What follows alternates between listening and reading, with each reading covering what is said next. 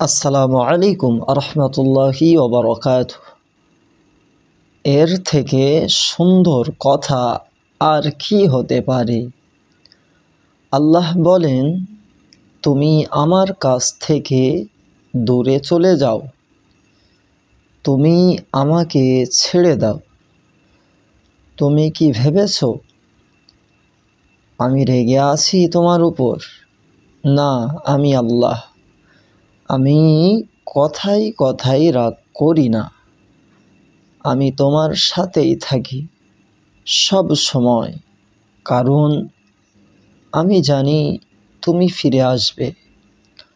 তুমি বারবার বারবার হাজারবার লক্ষবার পথভ্রষ্ট হবে, কিন্তু আমি তোমাকে লক্ষবার সুযোগ দিব আমার কাছে ফিরে আসার। তোমার সমস্ত জীবনটাই সুযোগ। আমি অপেক্ষা করে আছি তোমার জন্য আমার কাছে ফেরার। তুমি লক্ষবার ভুল করে মাফ চাইবে, আমি লক্ষবার তোমাকে মাফ করব, সুযোগ দেব।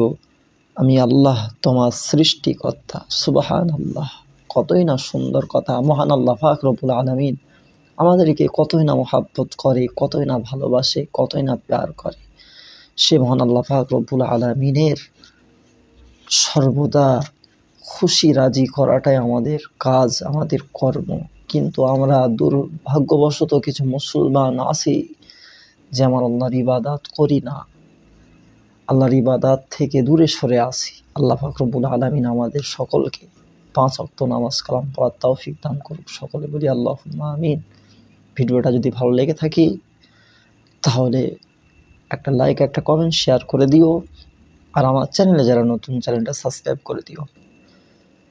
আর সকলে ভালো থাকবে, সুস্থ থাকবে। আসসালামু আলাইকুম ওয়া রাহমাতুল্লাহি ওয়া বারাকাতুহু।